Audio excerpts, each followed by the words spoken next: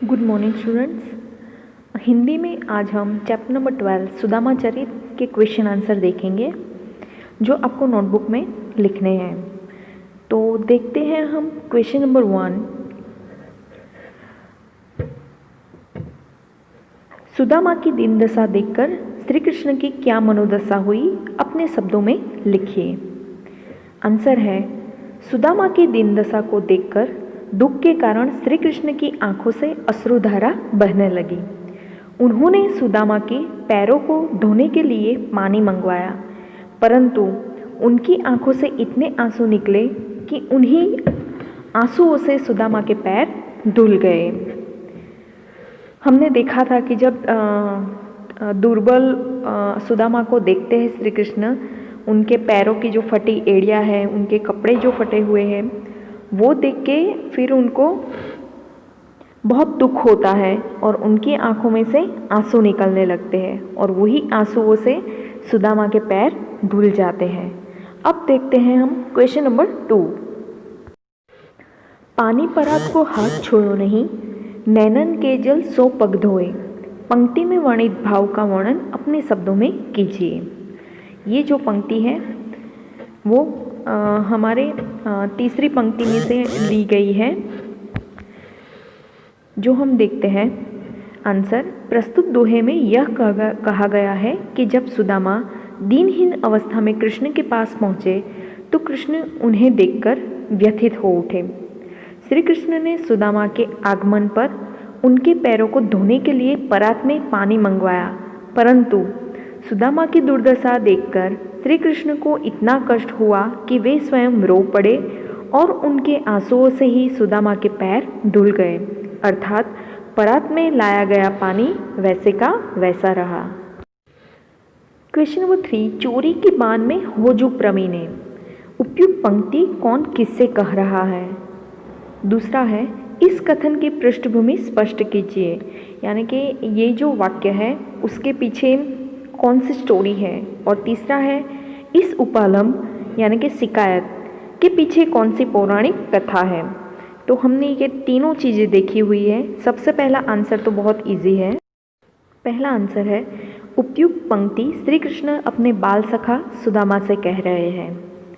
दूसरा जो क्वेश्चन है उसका आंसर है, अपनी पत्नी द्वारा दिए गए चावल संकोचवश सुदामा श्री कृष्ण को भेंट स्वरूप नहीं दे पा रहे हैं, परंतु श्री कृष्ण सुदामा पर दोषारोपण करते हुए इसे चोरी कहते हैं और कहते हैं कि चोरी में तो तुम पहले से ही निपुण हो।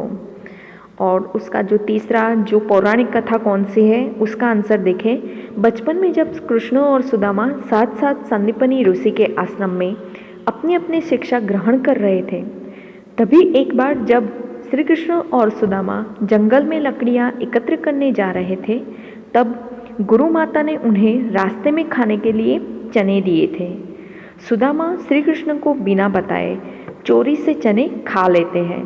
श्री कृष्ण उसी चोरी का उपालम सुदामा को देते हैं और बचपन की यही बात श्री कृष्ण आज याद कर रहे हैं कि जिस तरह से बचपन में तुमने चने चुरा लिए थे, आज तुम भाभी के दिए चावल चुरा रहे हो। Question number 4। द्वारका से खाली हाथ लौटते समय सुदामा मार्ग में क्या क्या सोचते जा रहे थे? वह कृष्ण के व्यवहार से क्यों खींच रहे थे? सुदामा के मन की दुविधा को अपने शब्दों में प्रकट कीजिए। खींचना मतलब चिढ़ाना, गुस्सा होना। हमने देखा था कि सुदामा द्वारका से लौटते हैं तब मन ही मन में श्री कृष्ण के ऊपर बहुत ही चिढ़ जाते हैं। हम देखते हैं इसका आंसर। द्वारका से खाली हाथ लौटते समय सुदामा का मन बहुत दुखी था। वे कृष्ण द्वारा अपने प्रति किए गए व्यवहार के बारे में सोच रहे थे कि जब वे कृष्ण के पास पहुँचे तो कृष्ण ने आनंदपूर्वक उनका आतिथ्य सत्कार किया था। क्या वह सब दिखावटी था? वे कृष्ण के व्यवहार से खींच रहे थे क्योंकि उन्हें आशा थी कि श्री कृष्ण उनकी दरिद्रता दूर करने के लिए धन दौलत देकर विदा करेंगे, परंतु श्री कृष्ण ने उन्हें चोरी की उल्हाना देकर खाली हाथ ही वापस भेज दिया। और इसीलिए सुदामा जो श्री कृष्ण के पास मदद मांगने आए थे, जब उनको खाली हाथ वापस लौटना पड़ता है तब वो रास्ते में बहुत ही चिढ़ जाते हैं और श्री कृष्ण के बारे में अलग अलग बातें सोचने लगते हैं कि वो राजा है तो क्या हुआ, बचपन में तो वो दही के लिए क्या करता था, लोगों के पास हाथ फैलाता था, घर घर जाके हाथ फैलाता था, वो मुझे क्या मदद करेगा। अब देखते हैं हम क्वेश्चन नंबर 5। अपने गांव लौटकर जब सुदामा अपनी झोपड़ी नहीं खोज पाए तब उनके मन में क्या क्या विचार आए, कविता के आधार पर स्पष्ट कीजिए। आंसर, द्वारका से लौटकर सुदामा जब अपने गांव वापस आए तो अपनी झोपड़ी के स्थान पर बड़े बड़े भव्य महलों को देखकर सबसे पहले तो उनका मन भ्रमित हो गया कि कहीं मैं घूम फिर कर वापस द्वारका तो नहीं आ गया चला आया। फिर भी उन्होंने पूरा गांव छानते हुए सबसे पूछा, लेकिन उन्हें अपनी झोपड़ी नहीं मिली। हमने देखा था कि जब वो अपने गांव वापस आते हैं तब उनका गांव अब पहले जैसा नहीं रहता है। अब उनको खुद की झोपड़ी भी नहीं मिलती है क्योंकि उनकी झोपड़ी के स्थान पे अब क्या हो गया है, वहाँ भव्य महल खड़ा हो गया है और इसीलिए वो अपनी झोपड़ी को ढूंढ नहीं पाते हैं। देखते हैं हम क्वेश्चन नंबर 6। निर्धनता के बाद मिलने वाली संपन्नता का चित्रण कविता की अंतिम पंक्तियों में वर्णित है, उसे अपने शब्दों में लिखिए।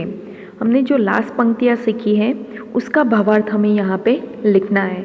तो अगर मैं वो पंक्ति देके पूछूँ कि इसका भावार्थ लिखो तब भी आपको यही आंसर लिखना है। श्री कृष्ण की कृपा से निर्धन सुदामा की दरिद्रता दूर हो गई। जहाँ सुदामा की टूटी फूटी सी झोपड़ी रहा करती थी वहाँ अब सोने का महल खड़ा है। कहाँ पहले पैरों में पहनने के लिए चप्पल तक नहीं थी, वहाँ अब घूमने के लिए हाथी घोड़े हैं। पहले सोने के लिए केवल यह कठोर भूमि थी और अब शानदार नरम मुलायम बिस्तरों का इंतजाम है। कहाँ पहले खाने के लिए चावल भी नहीं मिलते थे और आज प्रभु की कृपा से खाने को मनचाही चीज़ उपलब्ध है, परंतु वे अच्छे नहीं लगते हैं। ये हमने लास्ट पंक्तियों में देखा हुआ है। डियर स्टूडेंट्स, क्वेश्चन नंबर 6 तक आपको नोटबुक में कंप्लीट करना है और ये एग्ज़ाम के लिए प्रिपेयर भी करना है। धन्यवाद।